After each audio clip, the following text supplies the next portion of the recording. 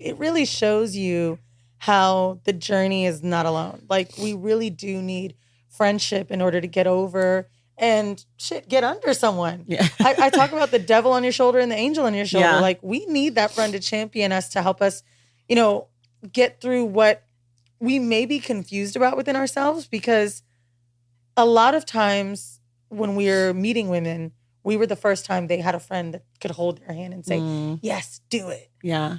And there is so much shame around exploring yourself. Imagine a woman coming to her husband and say, I think I want to fuck someone else. We hear it on the other end. Right.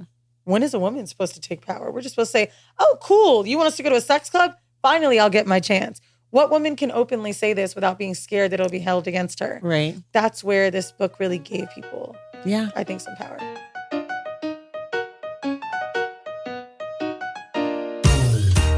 Welcome to The Stacks, a podcast about books and the people who read them. I'm your host, Tracy Thomas, and today I am joined by the co-hosts of the Decisions podcast, Mandii B and WeezyWTF. Not only are they fabulous podcast hosts, but now they have taken the leap to becoming authors. They've got a brand new book called No Holds Barred, a dual manifesto of sexual exploration and power. The book is hilarious, sometimes painfully honest, and full of the sexcapades you've come to know from Mandii and Weezy. We talk today about their differing personalities and approaches to writing, which parts of the book came easy to them and which parts were a little more difficult, and the challenge of committing thoughts and feelings to paper when you're used to talking into a microphone. Today's episode is a really fun one. Quick reminder, everything we talk about on each episode of The Stacks can be found in the link in the show notes. And if you love this podcast, if you want inside access to it, you want bonus episodes, you want hot takes, you want reading challenges and a bookish community, I've got two places for you to get more stacks. You can go to patreon.com/thestacks to join the Stacks Pack, and you can check out my newsletter at tracythomas.substack.com. All right, now it's time for my conversation with Weezy and Mandii.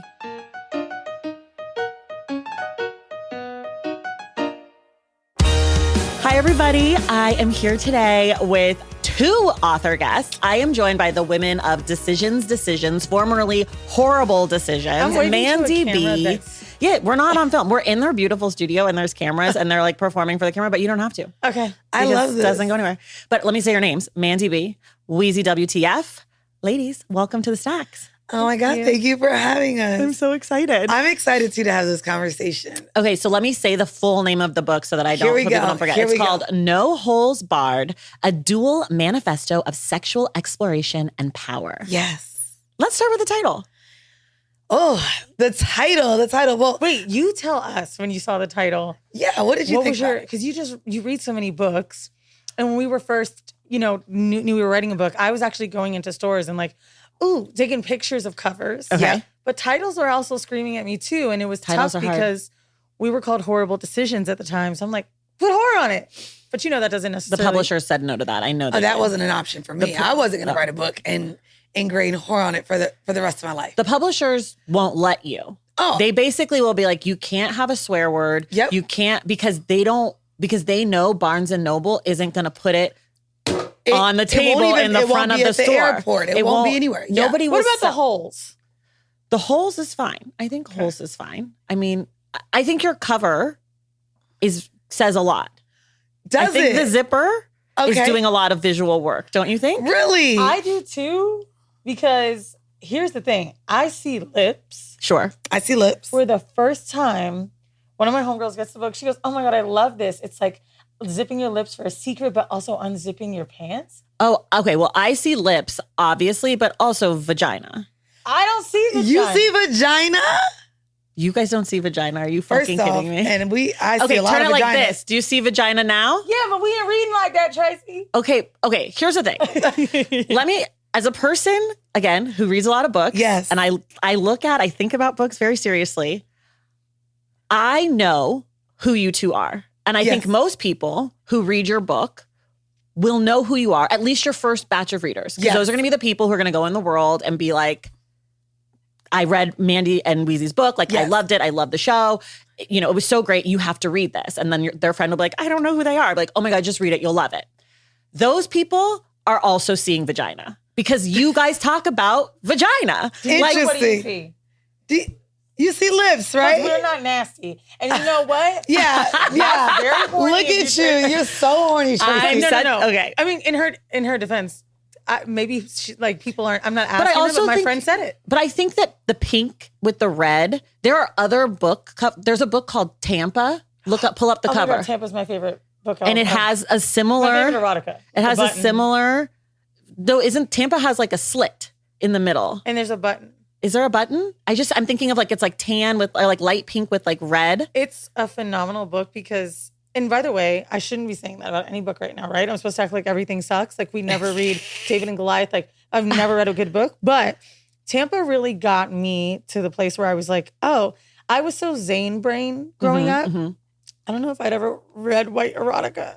I've never read Tampa. I just feel like the cover reminds me of it. It's a vertical and this is horizontal, but I feel like there's I'm literally trying to look at the other like cover options that we had.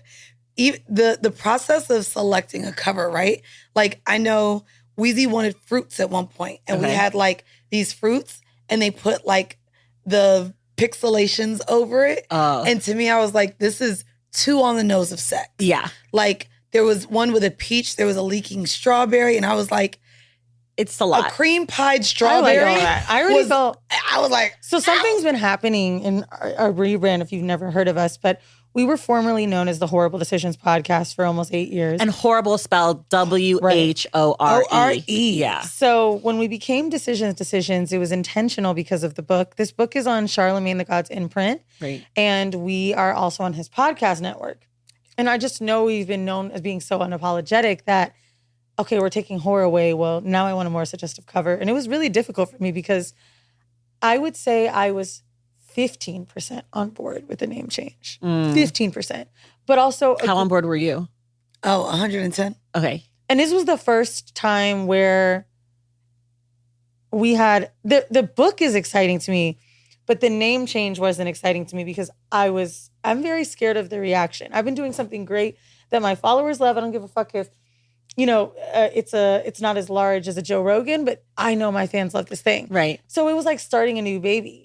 Right. And that's why I was like, well, I got to keep something nasty. So knowing you see a vagina, Tracy, I do. warms my heart. I do. I don't think it takes. I don't think it takes too big of a leap of imagination to see a slit. I would there. put my pussy on there. It's crazy because you could show it. the cover for us was intentional. Not having our faces on it. Sure. Because we didn't want people to be like, I don't know these bitches, so I'm not picking up the book. Yeah. Which is what happens when I see people on books. That's true. If I don't know you, I don't care to read it. Unless you're extremely famous. Yes. I don't think you need to put your face on it. I don't think you need to put your face on it. And then for me, maybe spending the last 13 years in New York, I see people on the train reading books.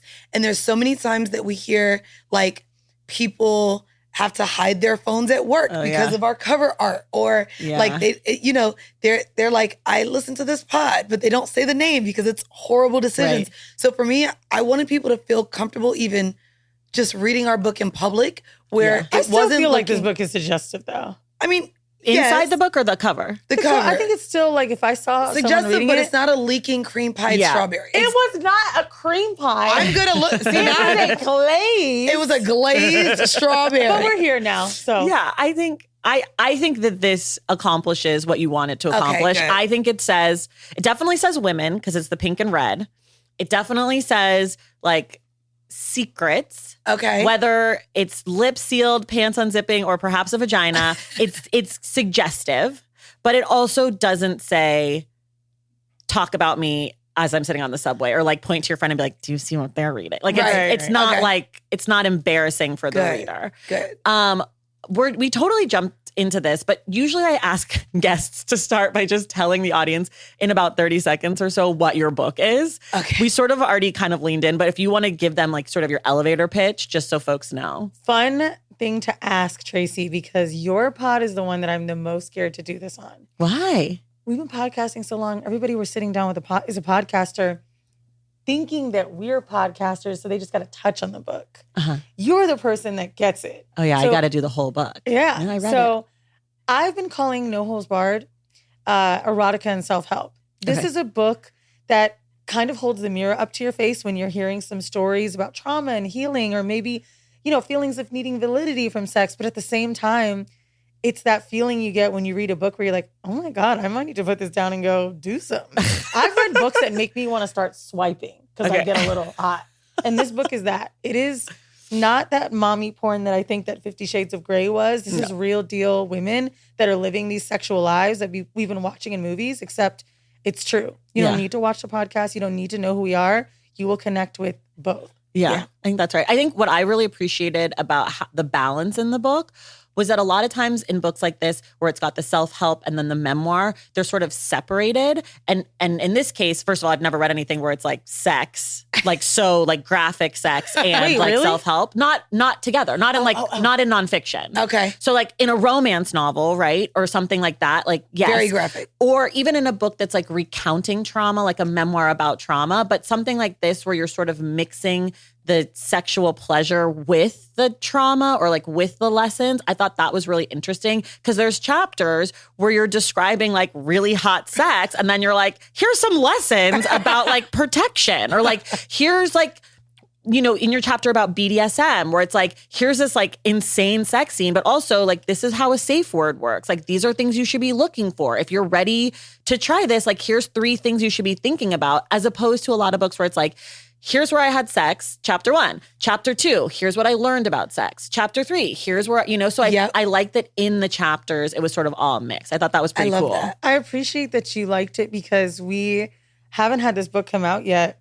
And I saw someone that got an arc of it like, well, does it need to be self-help? And I'm like, okay, to me, this isn't black and white. Here's how you get over XYZ. Yeah. But I'm going to tell you my ex crushed me. Yeah. And these are red flags I should have noticed. Yeah. I don't think we came off as preachy. I don't think so. There's no way because we've been fucking up in this book. No, I don't think you guys come off as preachy. I understand that also as a response because I think sometimes people feel like they have to do self-help, like that all that like people like us who sort of talk into a microphone and like talk about life can do is self-help in like a book. I think that often happens where it's like people come to you, to your show to hear you talk and like to get advice or to think about things. Yeah. And so there's an expectation that that's what you will do. So I understand that reader saying that, but I think you guys balanced it well between sharing your stories and your experiences and then the advice that you had without being like, this is the answer to a happy life. Like, well, I didn't come off like that. Yeah, I was going to say too, like the quote unquote advice was also given as a take it or leave it. Yeah. Like, it's not like this is the way to get here. Like, these are things you can or don't have to implement. Right. But these are things based on our stories and our experience we think would help. Yeah. I think would help. I think that's what came off. Okay, good. So here's my big question for you, which is sort of I feel tied like all to these this. questions are big, Tracy. Oh, you think? Yes. Okay, well, I'm just getting started. So I'm just gearing up. Okay. I always tell people are like, oh, you like ask such good questions. I'm like, I'm just really nosy. And so as I'm reading, I'm just writing down like, I want to know more about You that. have reader girl vibe though. I am a reader girl. I only have 2 really smart friends. Sorry, it's true. Okay. And sorry to everybody else. The 2 of you know when who I you say are. really smart, I mean they're knocking out a book in a night. To me, you have to have a certain level of intelligence to be able to retain that much. Maybe we could all do that. Maybe we could all read a night, but will it be intentional or are we like, right? Right. These bitches have the same vibe, Tracy. And they always like try to preface me with something.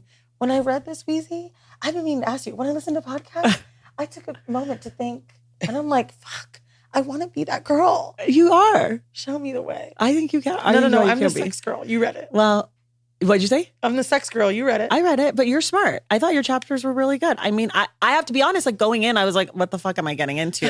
Right? Like I was like, why did they write a book? And then I was like, no, this is like, I get it. Like I was like, They actually had, like you guys actually had some things to say. But here's my big question. Don't get me off track.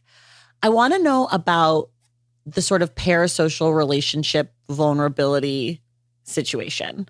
Because when you do a podcast, I don't know if, maybe you guys don't feel this way, but when I do my show, I say a lot of things into the microphone and I sort of forget about them. And I know like there'll be another episode the next week and the next week. And I've been doing this for 7 years. And so there's, almost 400 episodes. And, if I said something stupid 2 years ago, nobody's going to hear it. Right. But in a book, you're sort of committing things to paper, you're committing things to the record in a sort of different way. And I'm wondering, knowing that you have this audience who comes to you, who thinks about you, who knows about you, reading something like this, which feels, I think, more vulnerable than the show. Yeah.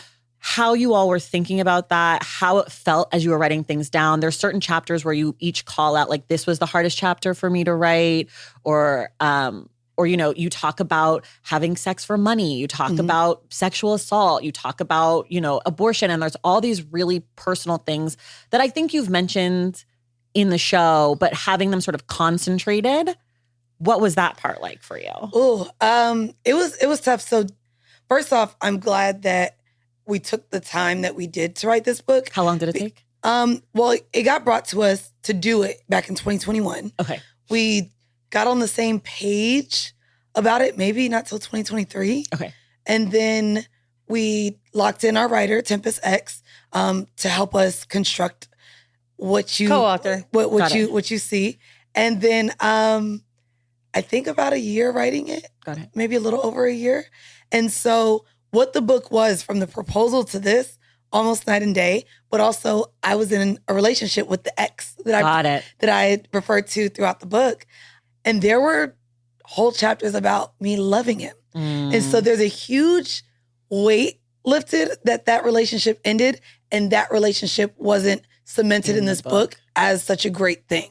So I am proud about that. But for me, I think what's been dope about our parasocial relationship with our listeners, with potentially the new people reading this book, is we're admitting that we are humans. So guess what?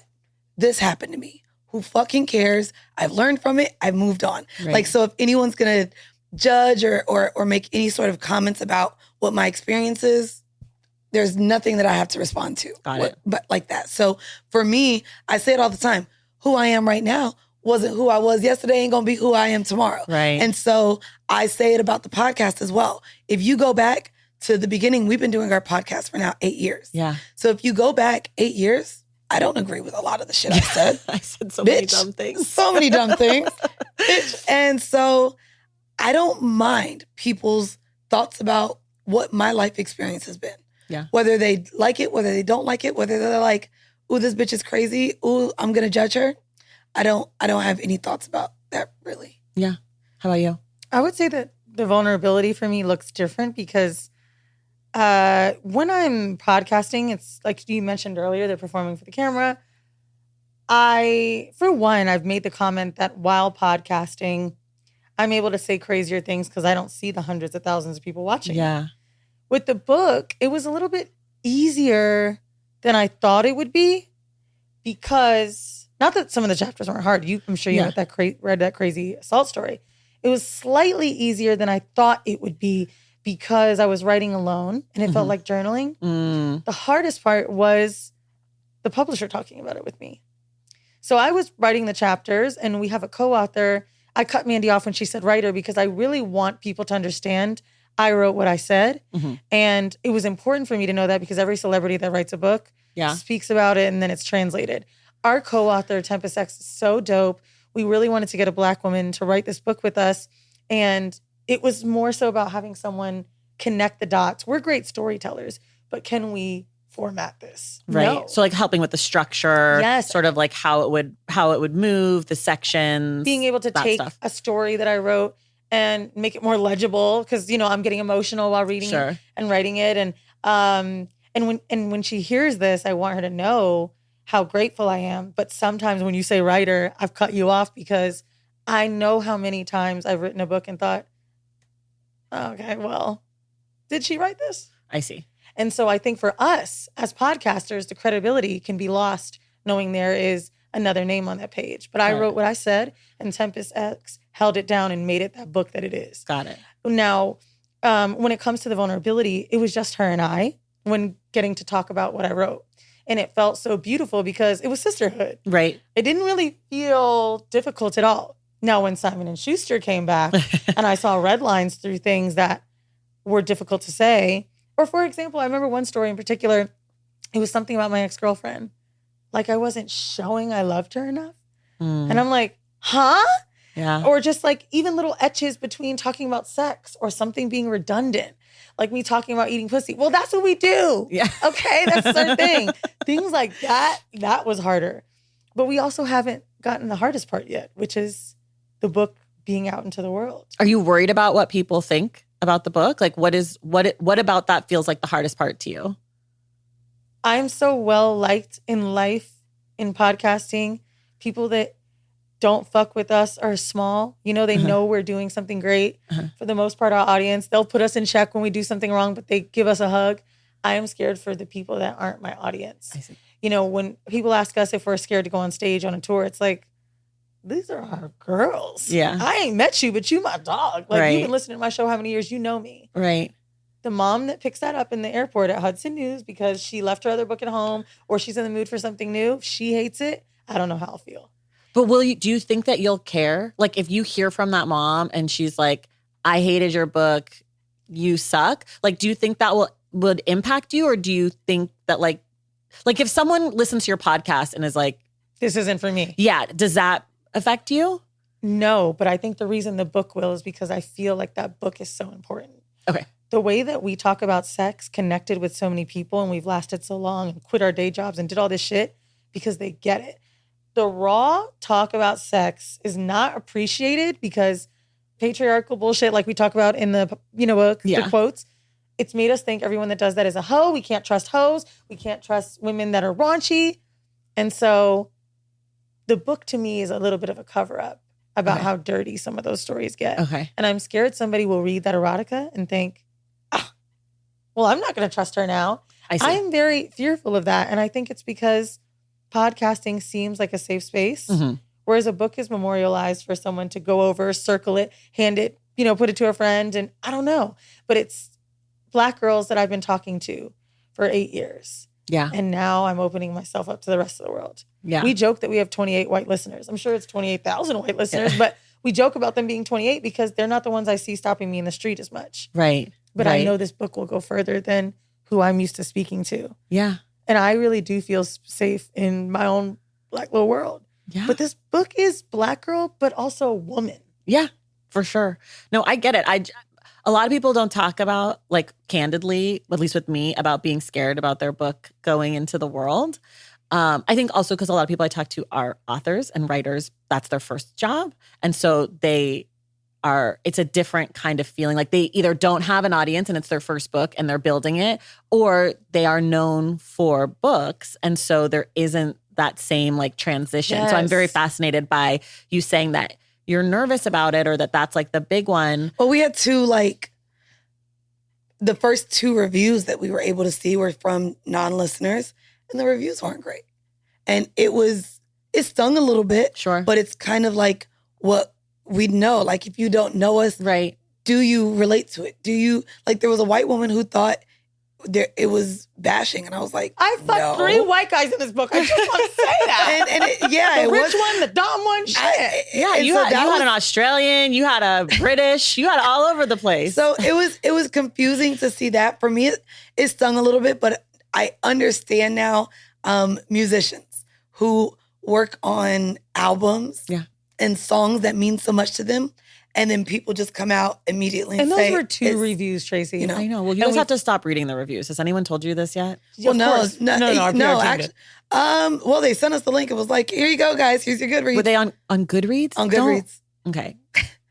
I'm a professional. Tell us about Goodreads.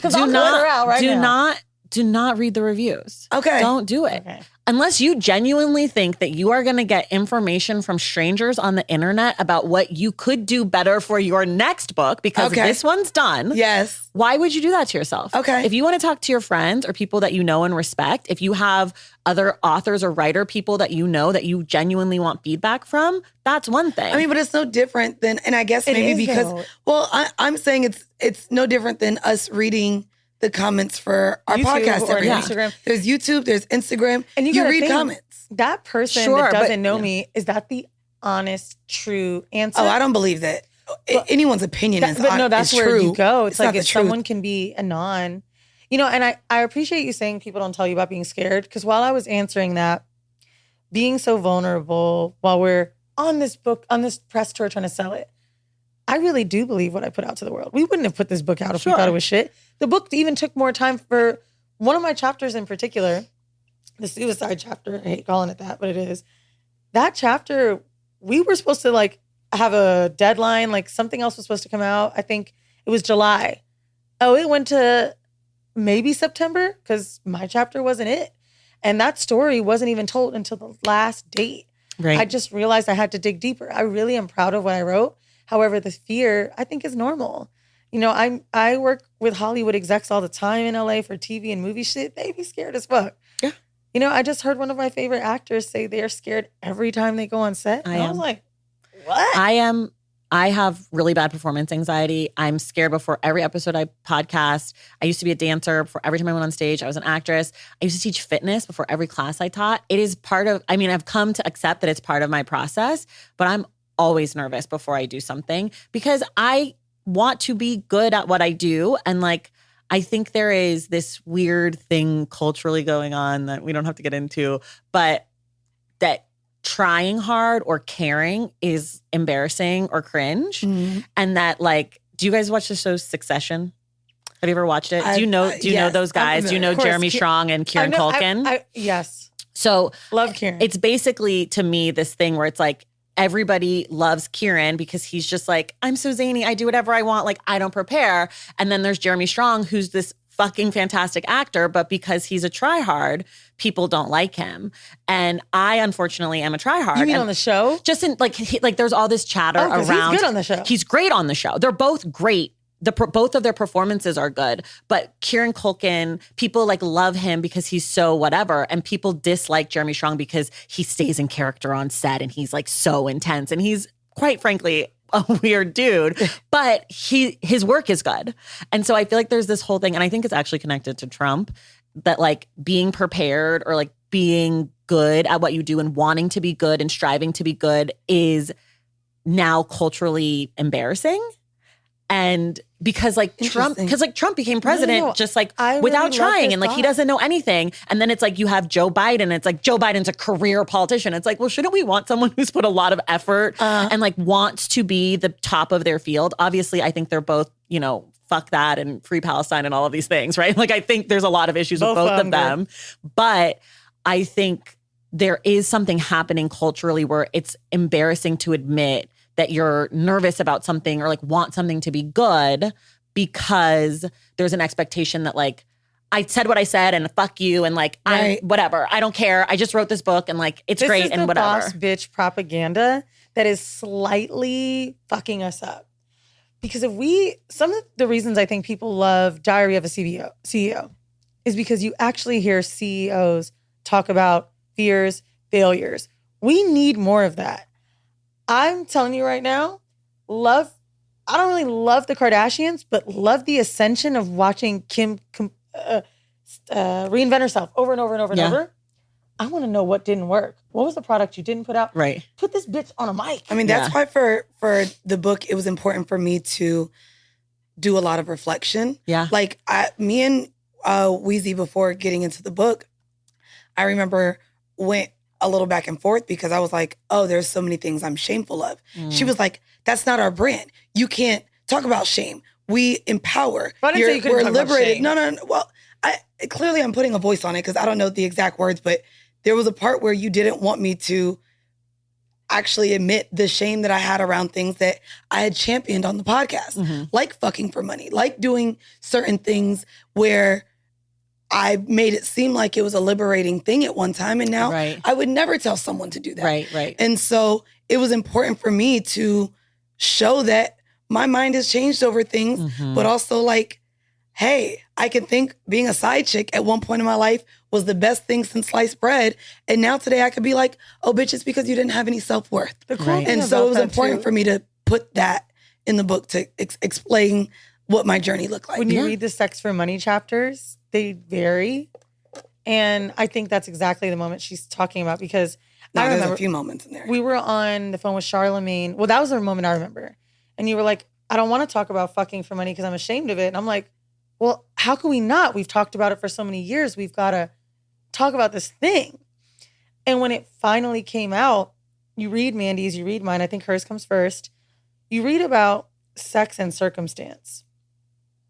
And then I have this thing where I'm like, oh, I think I want to because this is a kink. Like there are so many layers to sex for money, as you mentioned, Sure. like when you were talking about, that's in the book, but seeing where everyone feels their shame is very interesting because it's the same thing as, I don't care, I'm this, I'm that. Every woman feels it somewhere. Yeah. And it's not that girls that are more promiscuous are doing things because they, I don't know, need to cover something up in themselves. Who knows where the shame will come? I talk about shame in my sexual assault chapter because I'm into consensual, non-consensual sex. Right. And then this thing happened to me and I'm like, ooh, am I supposed to still like it? Right. It's literally the woman who's been assaulted but still has to fuck men if they've been Right. assaulted by a man. Right. So I think all of those things about seeing where your shame pops up is really interesting. And I was fearful in the beginning of talking about shame around sex because we are celebrating it. Yeah. But I love that seeing some of the faults connect with people. Yeah. And I'm glad it was in there. I think it would be a considerably worse book if it was not. Legit, seriously, if that wasn't in there, I would be like, so you guys are telling me that you've done all of these things. You started being sexually active at like 15 or 16, I think, in your case, Mandii, and you don't have any regrets. You don't feel any type of way about any of this, but you want me to take your advice? That's what I'm saying. I think it's not realistic. Yeah, I I think think to just celebrate. To celebrate sex is one thing, but to be realistic about what comes with celebrating the act of sharing your body. You can't really celebrate something until you understand what you're celebrating. Exactly. So if you're just blindly like, sex is great, it's like, well, no, some sex is not great. Yep. And in a moment, it might have felt fine. And then you look back and you're like, that was not. It wasn't okay. Not, and that's like, growth. Literally. So I feel like that. Which again, if we're talking about our journeys, I wouldn't have written the book if I couldn't include my therapeutic journey with how I felt I think that makes in sense. moments that I was sharing and what I'm looking back and seeing. Because again, going back to year one of our podcast, I was 26 years old. I was in my last year of college. I was working corporate.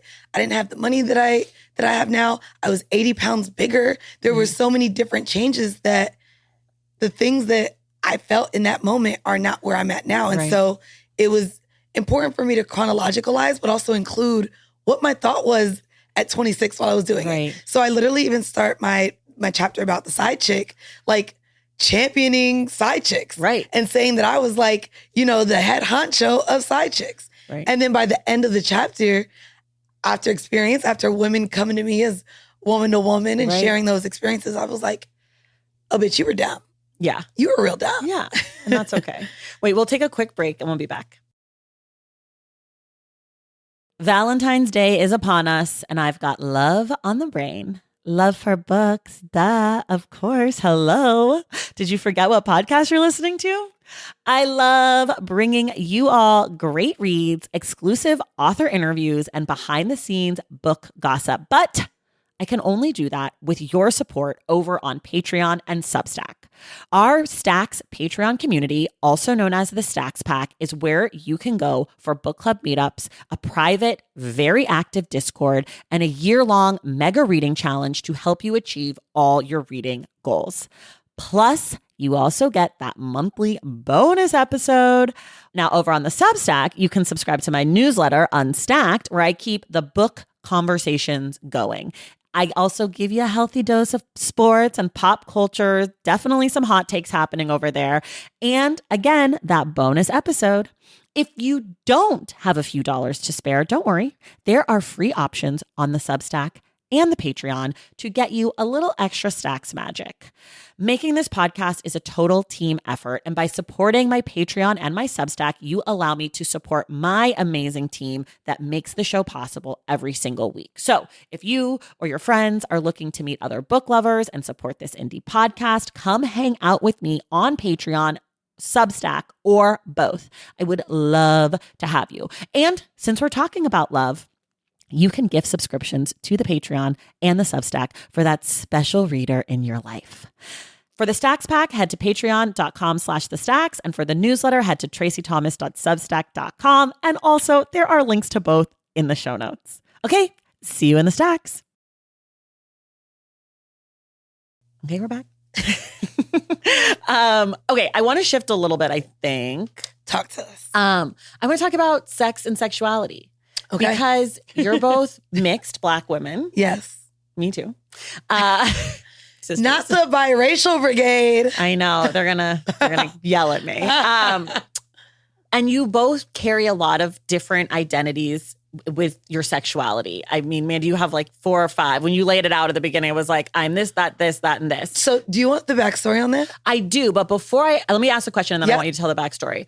I want to know, well, actually, no, tell the backstory and then I'll ask my question. I labeled myself that way because our editor read our book and halfway through told me I wasn't bisexual because I didn't have the lover. I didn't have enough stories about women. I see. And the way I gave advice was for dating a man. Interesting. So throughout the book, as I was identifying as bisexual, when she's talking about those red lines that came in, the notes were, yeah, I don't think you're bisexual. I don't think you're this. And I was really like offended. Like no at shit, someone trying to put a label on me based on how they perceive sexuality to look. And so I was upset and I expressed myself like, almost how dare you? But that's why at the top of my chapter, I say I am a queer, bisexual, abrosexual, heteromantic, cis hetero woman. Like I lay it out there like that because while I enjoy having sex with women, I don't have romantic partnerships with women.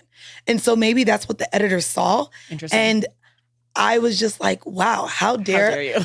And she's a part of the community. Right. It was obvious. We don't really know, but it was obvious to us. No, she told us she was gay. And so I was, I didn't remember it being identified that way, but she's a part of the community. And so for me, I felt like gatekeepy. Yeah. Anyone who is listening is a lesbian. You know this to be true. The bisexuals are not fun for you. We go to the bar and you are like, bitch, get out of here. So it was almost like it happened in the red line. Like you're walking into a gay bar I go to in New York, the Cubby Hole. Sometimes when I walk in there, I literally had a girl look at me and she was like, I can tell you fuck with dudes. Bitch. What is it? Like, what is it? Is it the cargos aren't cargoing? Like, It's weird, but that was literally what we got to see happen in real time on a book about sexual exploration. While at the same time, I mentioned Can I Put It Back There? I mentioned my ignorance and homophobia at an early age. Sure. So to me, sexuality is expressed almost in every chapter, whether it be things that I need to unlearn based on, community, based on religion, based on I'm Jamaican, so based on how I was brought up. Right. And then me leaning into exploring and seeing what my sexuality is like. Right. And so, during the book process, I laid it out like that because I was like, bitch, look up all these words because this is how the fuck I identify. Yeah. And so, Okay. That makes a lot of sense, actually. Well, my question sort of around it was what you were just getting at, which is like, how have you guys navigated being out and queer in these public spaces, especially right now when there's so much sort of hate and ignorance around Black people, queer Black people, and you guys are so open and upfront with it. Like, do you ever worry about boundaries or safety or any of that stuff? No one talks about the privilege that women have with sexuality. Sure. I think the fear that exists around sexual identity, unfortunately, is targeted to Black men specifically and trans. Yeah. And so for us, saying we eat coochie, saying we kiss women, saying we date women, saying we date couples, I don't feel like outside of the whore title or the promiscuous label that I really feel attacked on my sexuality. Okay. And so what I like about our platform, what I like about the book is wearing it proudly and being happy, which is why I took so offense to, bitch, how dare you try to kick me out of the alphabet community? Right. I am what I say I am, right? And so I don't feel like we have all the fear around us that Black men and trans people have at all. Okay. Around sexuality. How about you? Well, I was with a woman for a few years, vacationing all over the world together. And there are a few instances where it wasn't fear, but it was definitely prejudice. So one moment that sticks out, it's unforgettable to me. We were staying at the Waldorf in Panama City, Panama. And this is a place where prostitution's legal. Her and I were out having fun, came in back to our hotel. We'd been staying there for a few days. We were maybe wearing bodycon dresses. We didn't look actually, you know what? Look at me about to judge bitches. I was about to say, we ain't look cheap. Right. But that's what's in my head, right? No, Yeah. like we were looking cute. Like I'm just saying we ain't look raggedy, okay? The way that this guy treated us because we were holding hands and maybe she gave me a kiss, they swore we were coming in the hotel to solicit sex. Oh. Crazy, like ready to call the police. She starts to cry. She gets uncomfortable. My ex-girlfriend is religious, very religious, and was at the time of us dating. And I believe in that moment, we never talked about this, but I would bet was feeling like, fuck, this is what I deserve.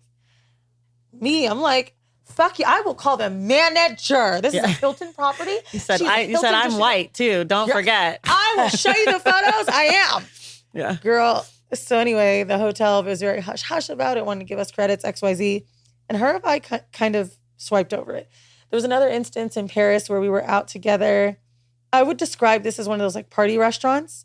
It wasn't super quiet. It wasn't families. Think of like a Tao, a big tent, that type of shit. And this guy was there with his wife and we're having fun. We're sitting close. We're not making out. I don't actually make out with anyone in the restaurant. And this guy said he would pay for our dinner if we would switch seats. And so I'm like, okay, bitch, let's run the tab up. And I'm not caring, thinking it's funny. And again, I saw another moment of her being like, holy shit. He wanted to switch seats so he didn't have to look at you? He didn't want his wife and him to like have to, it wasn't him, it was his wife. To like see you guys? Is that what it was? We were being affectionate. Oh. She had her arm on me, like maybe brushing my hair out of the way. But like the other context of my ex and I that I will say, she's very beautiful, very girly, very lipstick les. And she, even the way I'm dressed now, I'm in sweats, you can't see me. But she would want me to dress up too. And we looked like these two girly girls that were dating. And that's not very common with lesbians. They normally have a look that we can imagine. And so I think for that alone, it made men stare at us. And sometimes it made our relationship a little bit for the male gaze. That was where I had seen those things. Now, granted, if we were Black men, I'm sure there would have been 100 of these stories. Right. Right? But those were things I saw, and that was, to me, level one. The thing that I think I experienced more than anything is just, it's very hard to be out and proud as someone who's non-monogamous. There's a lot of judgment there. Yeah. I've actually experienced more judgment from women than anyone. My mom's cool with it. She knows who I am. She knows that me and my boyfriend date women. We might have a girlfriend. My mom knows when someone was downstairs, she was making us dinner and I'm like, okay, we got to go. And she's like, you got someone coming over. Who you guys have coming over? Like, this is normal language in my house. This is who I've been for eternity. But the general public doesn't think my relationship is real because I'm in an open one. That's normal.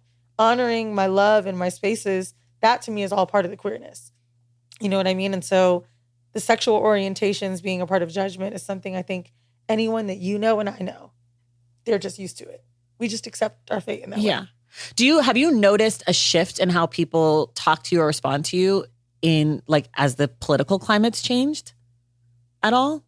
I don't have many of those conversations with people. I would say the way that I feel the shift in the political climate is probably from brands and advertising and us feeling that in that way, not necessarily us and, existing individually, but I do feel it sometimes when it comes to us trying to put our things out in the world. Right. I mean, I reference the reversal of Roe v. Wade in my abortion chapter.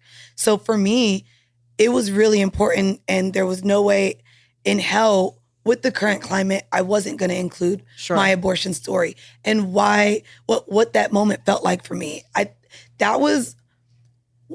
It was one of my easiest chapters to write. Mm-hmm. However, it required the most amount of work. Mm-hmm. I had never spoken to my mom about it after it was done. So 17 years later, I interviewed my mom for this book and asked how she felt in that moment. My friend Keita, who gave me $500 from her Cold Stone check. That was like a real surprise, heartwarming moment of the chapter. Yeah. For sure. I took a note about that. And me and her came together and she's like, you don't even know where I was. And I still Are you still friends with her? Yeah. So how could you not be? You saved me, girl. Well, because you weren't that good of friends with her at the time, which was part of the story. So I wasn't sure if it was like you got closer because of it. Well, she ended up going, she lived in Korea for quite a few years. Okay. But she's in DC. And so whenever we had a live show, she was there. Oh. Ironically, too, because she's from Orlando, she knows her best friend, Vinny. Oh my so, like, knowing how small the world is, knowing that she knew Vinny. She's and the hero of the book. You for know, me. like, she's another person that I interviewed because I had never asked her or my mom how my decision made them feel, how I impacted, how what I did put any dent into, you know, their lives at the moment. And her dad had passed away. So she's like, I was taking care of the house, but I knew you needed it more. And I hate like getting like this about this, but she meant a lot. You can feel all of that in that. I mean, I literally was like, I gotta ask about the her. friendship in like the book is really dope to read, like front to back, because there's so many elements of dating and love, but seeing how friendship is community and like how much they mean. The guy she's talking about, Vinny, he's my best friend. I say I'd be jealous of his mother if she didn't push him out. Like, that's how much I've been attached to this person. Right.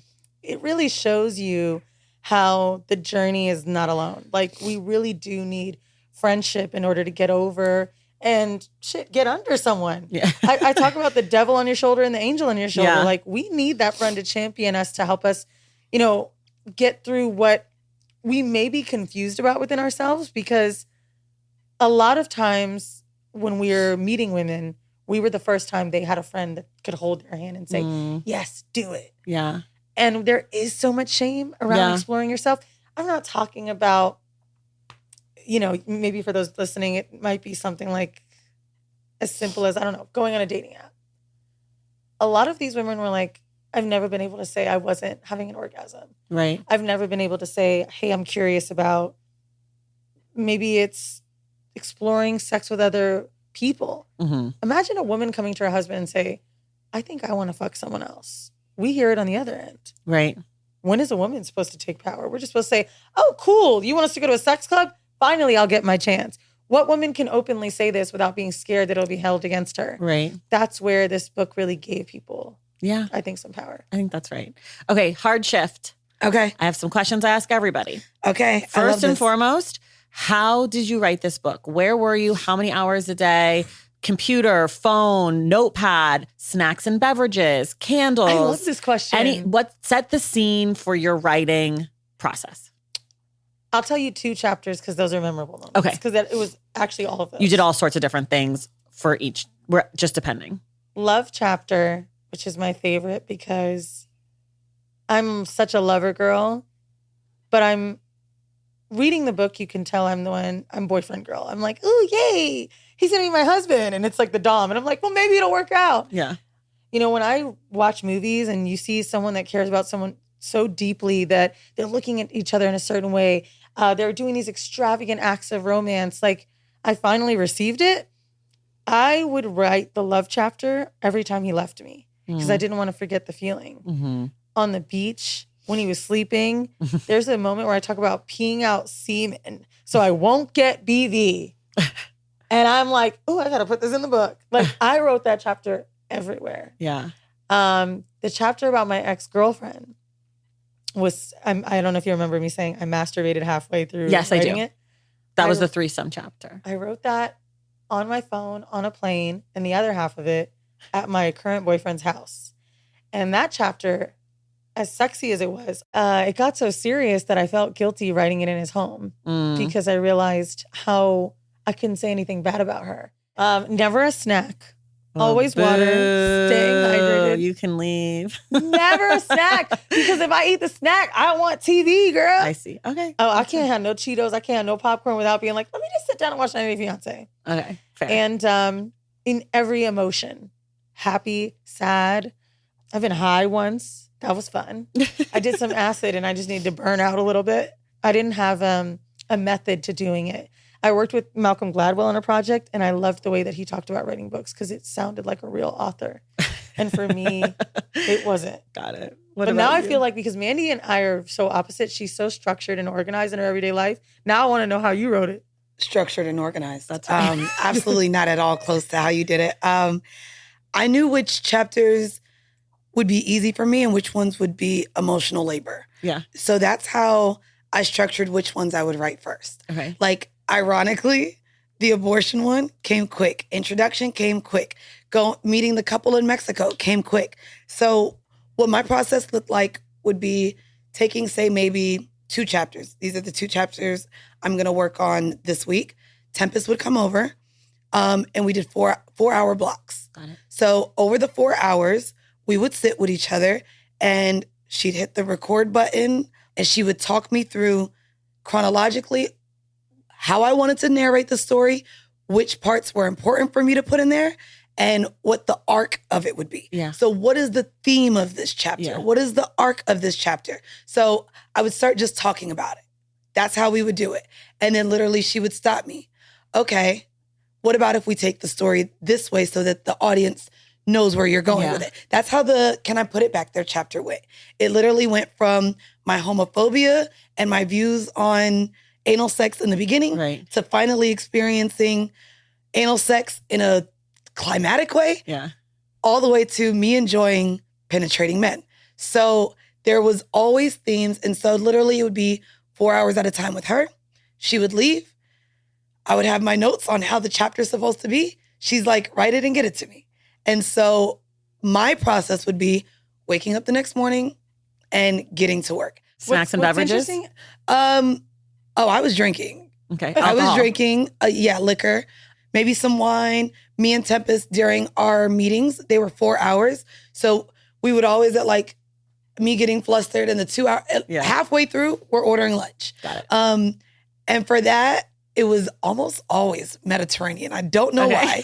That was the food choice. A meze moment. It was a meze moment. It was a fish. It was a fish. It was a dip. It was a pita bread. Okay. That was what we ate a lot. So funny. I didn't think about Tempest before when writing, but while Mandii was saying it, I had these moments with Tempest too, but it wasn't until after I wrote. If I did what you did before, I wouldn't get the chapter out. She came over to my house one time and saw what it did to me. It's very confusing. I'm very Pisces for anyone listening, very water sign, very like, I'm free bird. If she did that with me, whereas that helped you, well, it felt deterring for me. The process changed for me. I was very insecure about even how I speak.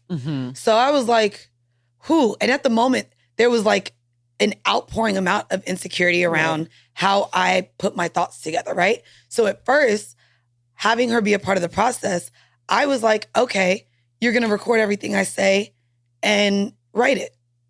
That's how I at first thought the process was going to be. And I said, I want it to sound like me. She did that one time.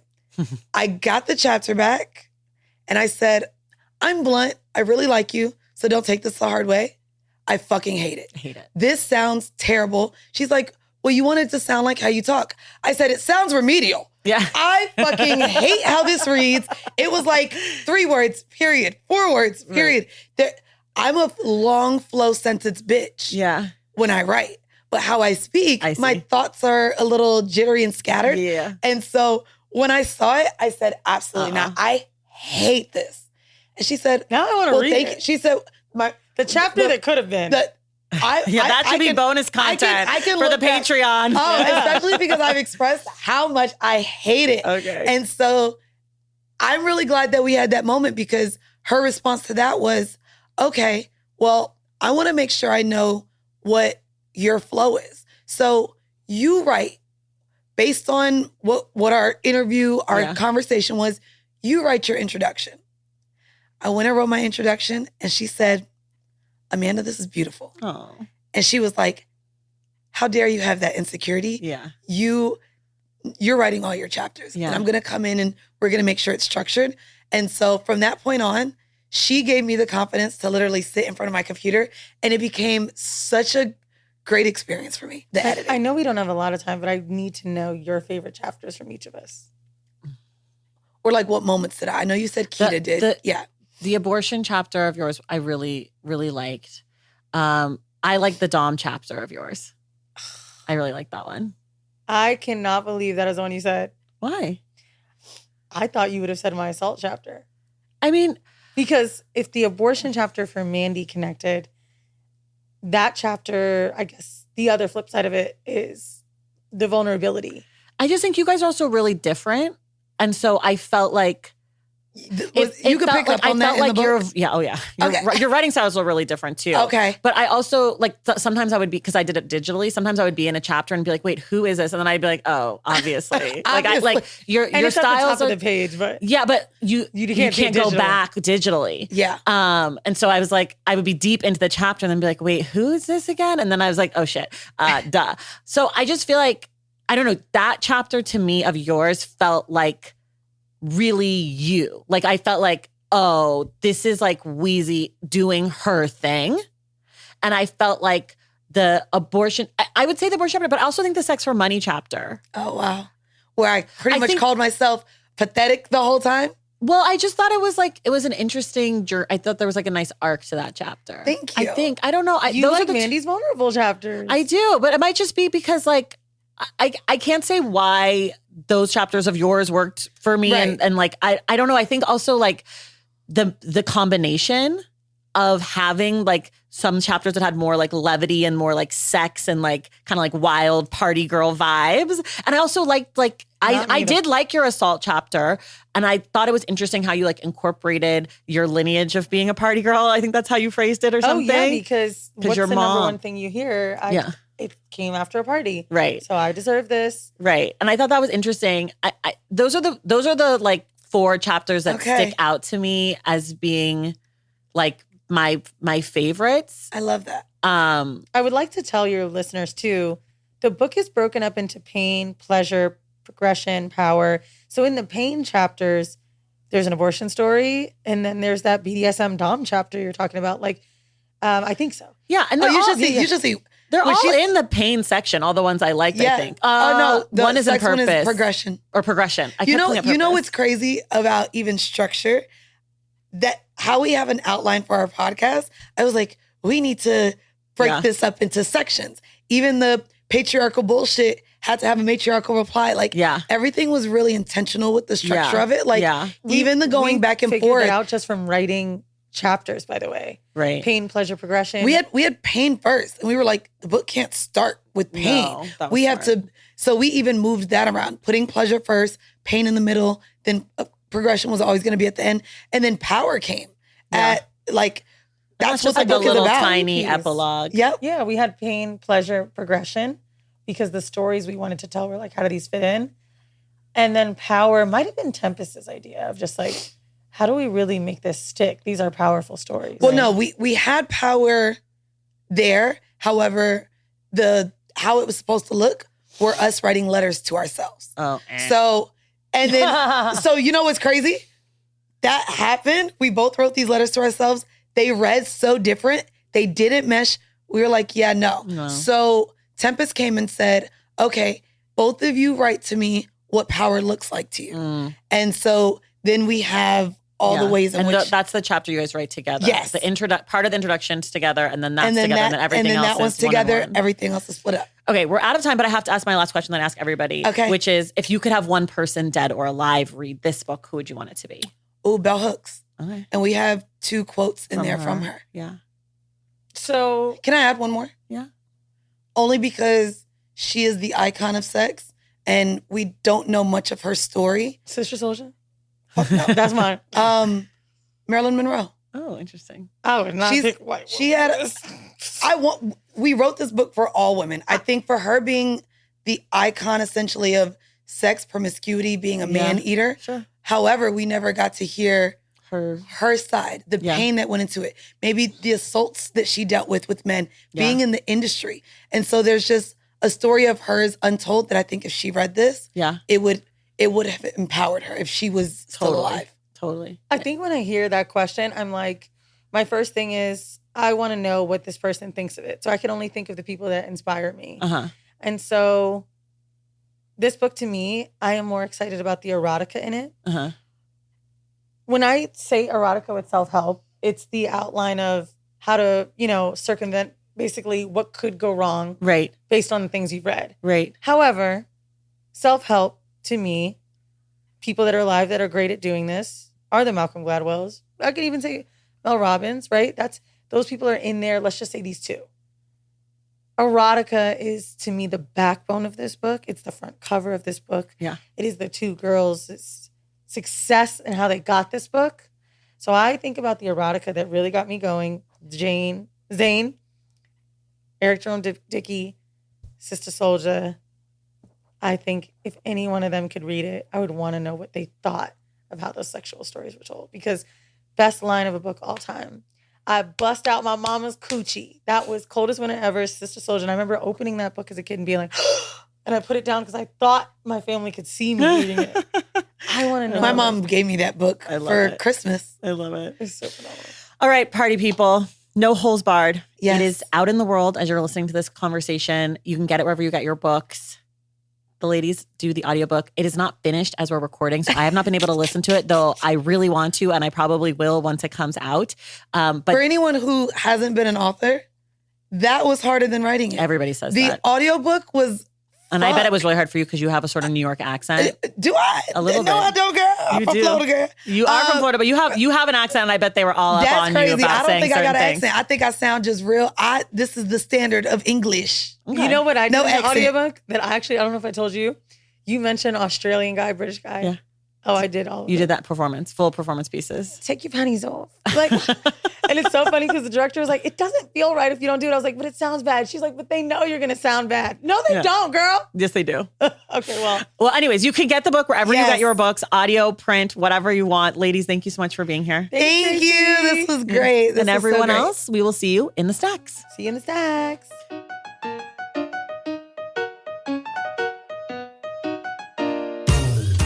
All right, that does it for us today. Thank you so much for listening. And thank you again to WeezyWTF and Mandii B for joining the podcast. I'd also like to say a huge thank you to Kip Lanham and Kara Brock for making today's episode possible.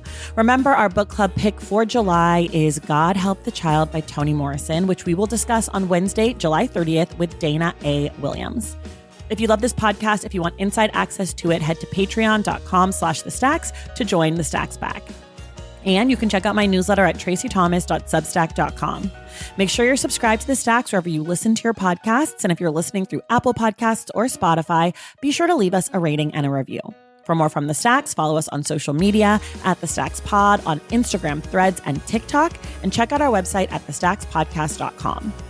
This episode of The Stacks was edited by Christian Duenas with production assistance from Waikia Freelo. Our graphic designer is Robin McCrite, and our theme music is from Tigirigis. The Stacks is created and produced by me, Tracy Thomas.